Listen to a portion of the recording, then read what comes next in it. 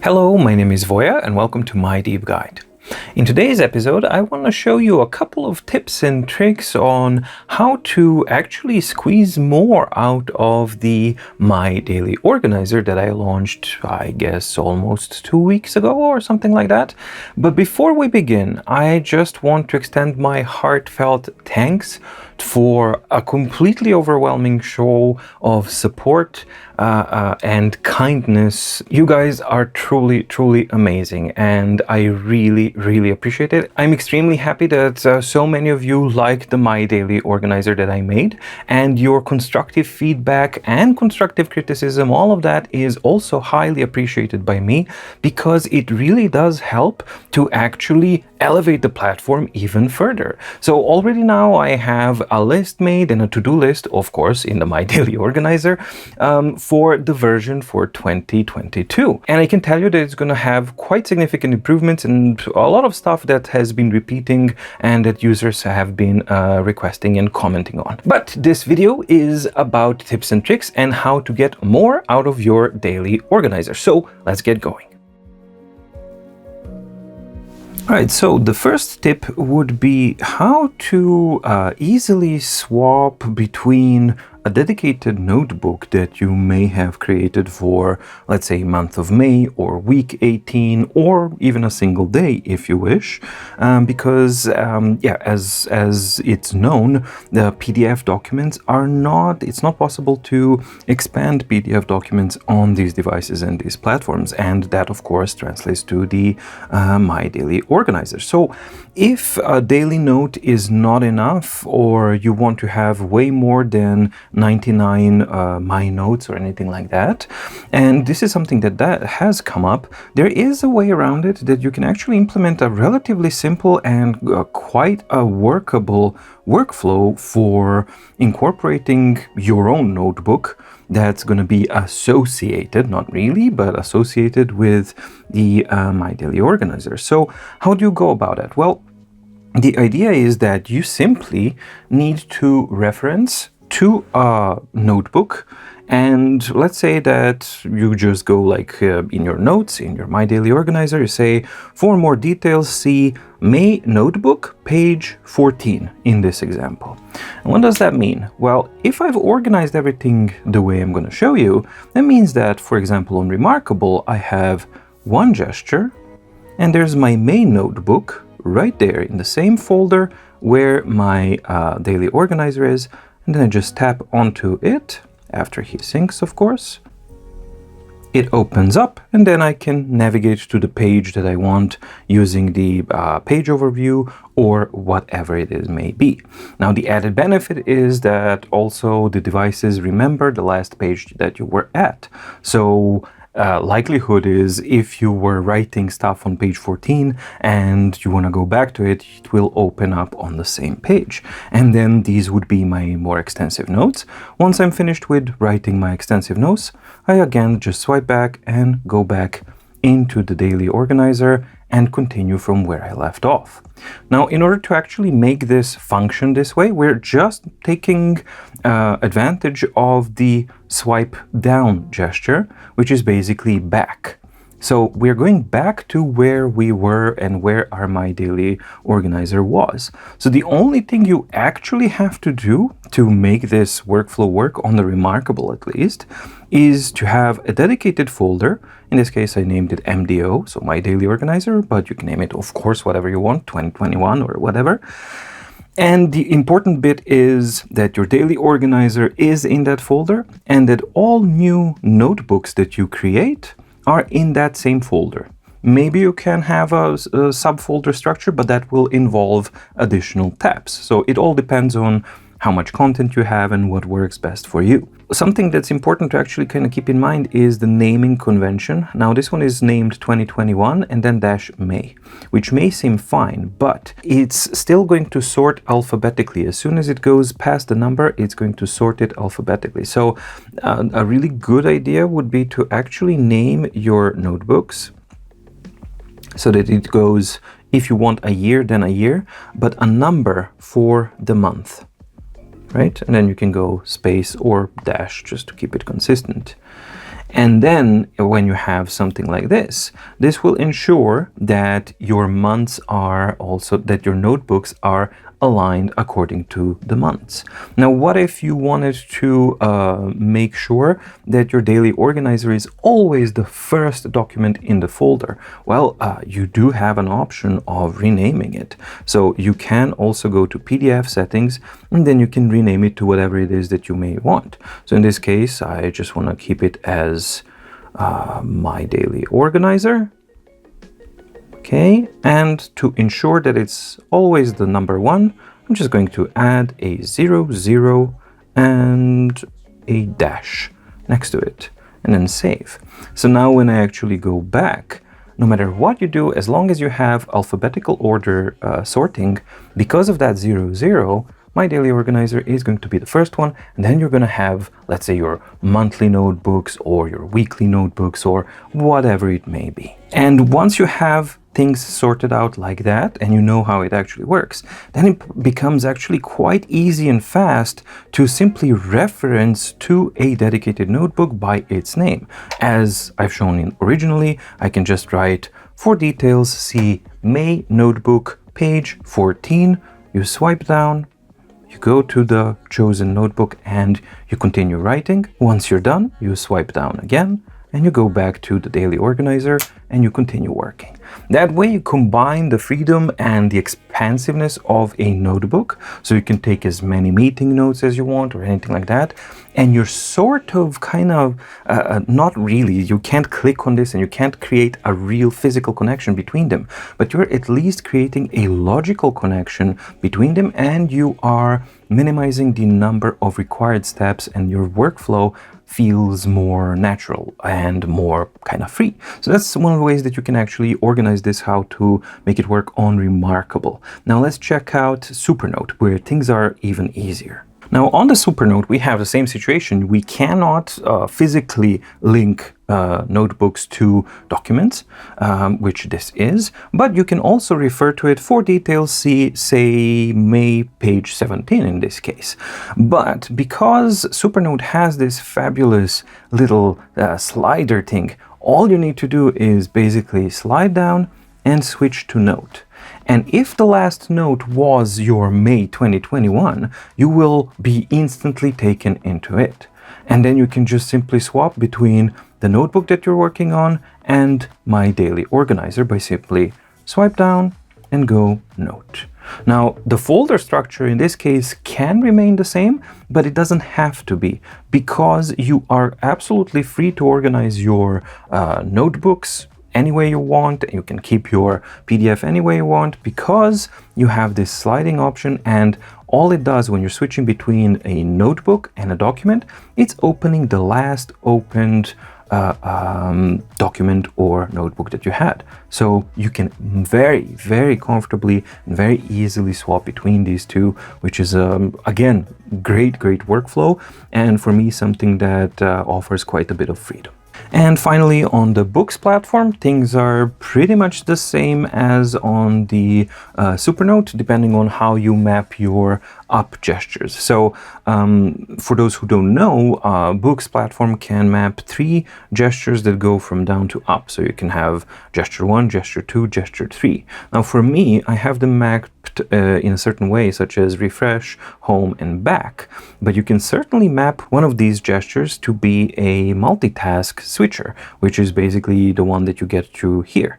So in my case, I don't want to map it because I'm using it this way and this is fine for me. But even if you don't map it, you just have one more step. But the whole point is that, again, like with any other platform, you reference to the notebook in this way, May page 17, and then you go to your multitask option, and then you switch to Notes. Now for me, it's 2 swipes, but if you have it mapped, the multitask options, let's say mapped here, then it would be just 1, because I would just swipe here and tap to select the notebook. Then I write my stuff here, and again, same logic applies.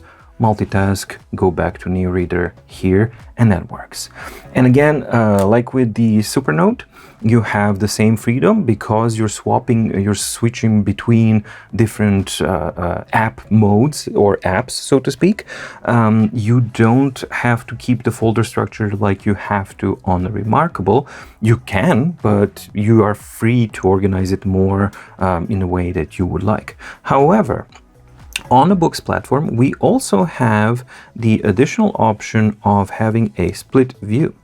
And in this case, you can definitely use a split view where you can have a real associated notebook with this document. Now, the bad side of it, so now I can fill it out, and then this notebook is going to be always basically present or in the background with the My Daily Organizer. The only bad side is that you can't associate a page directly. So it's not a page per page in a notebook. So that's something that you have to kind of keep in mind. Does that make sense to me or not? You could certainly also reference in a way for details, see notebook or associated notebook page, whichever you want. And then in that case, you would just go split document, you have access to this notebook, and then you go to the page that you want. So that's something that certainly works. It entirely depends on your workflow, what you want, and then when you're done, you simply go back and that's it. And furthermore, as you probably know, that associated notebook is an individual file. So you can export it at a later date, you can access it separately on your notebooks and all of these kinds of things. So as usual, on the Boox platform, you have most flexibility and most options, but for me personally, I do prefer the Remarkable way and this one quite a lot. To be perfectly honest, for me, the Remarkable way is the most painless one because I simply swipe down and tap.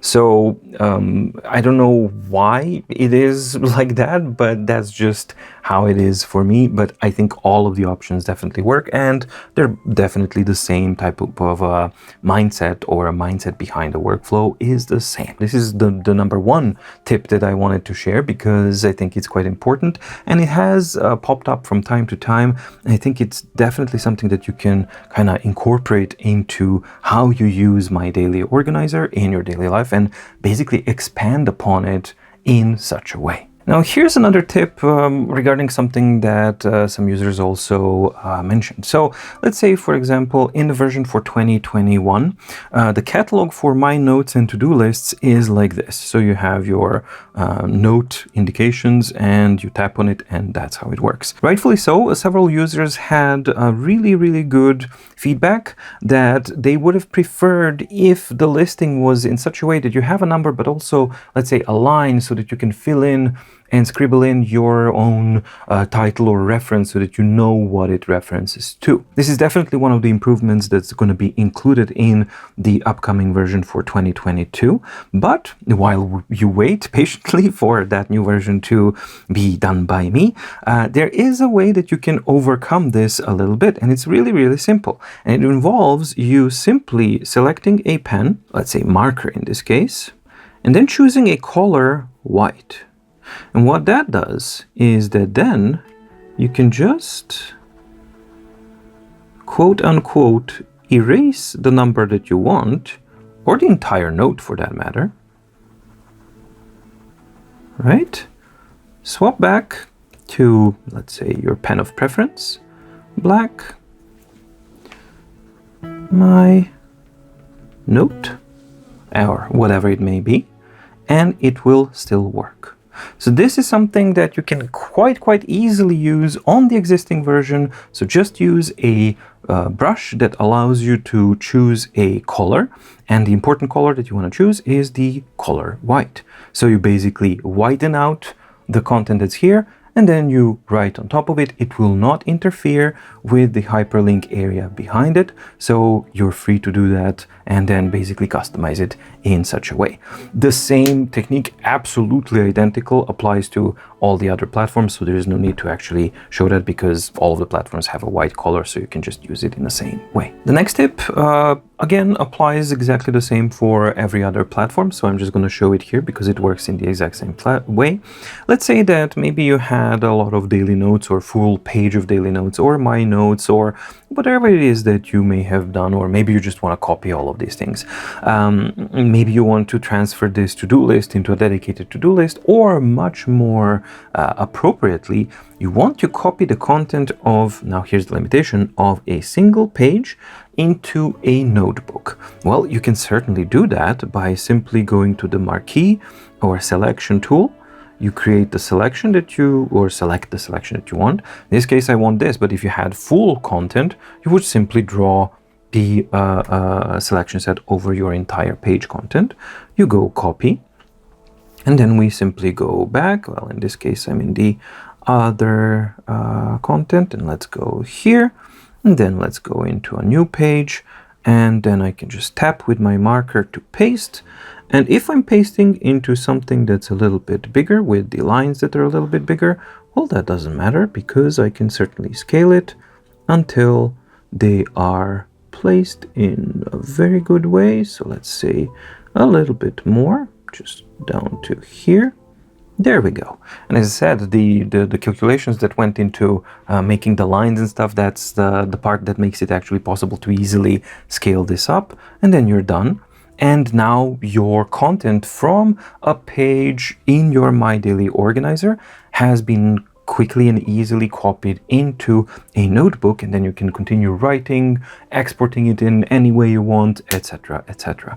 The only limitation, and that's a limitation of all of the platforms, is that unfortunately we still don't have a way to, let's say, just copy all of the drawn content from a document onto a notebook. So that's something that would have been great, but unfortunately, as of yet, none of these platforms have that option. So you are forced to doing this on a per page basis.